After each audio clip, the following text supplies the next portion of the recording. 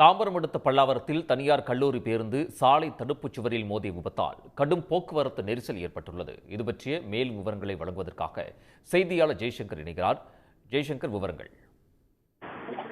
Pallavaram GST சாலையில இன்னைக்கு தனியார் கல்லூரி பேருந்து சென்று கொண்டிருந்தது. திடீரென அந்த பேருந்து கட்டுப்பாடு இருந்து அங்குள்ள தடுப்பு சுவரில் மோதியது. இதனால் அந்த பேருந்து அங்கிருந்து நகர முடியாமல் நின்றது. இதனால் இந்த ஜிஎஸ்டி சாலையில குரோம்பேட்டை மற்றும் பான்ஸ் மேம்பாலம் மற்றும் பல்லாவரம் மேம்பாலம் உள்ளிட்ட இந்த பகுதிகளில் ஒரு 3 கிலோமீட்டருக்கு வாகனங்கள் அணிவகுத்து நின்றது.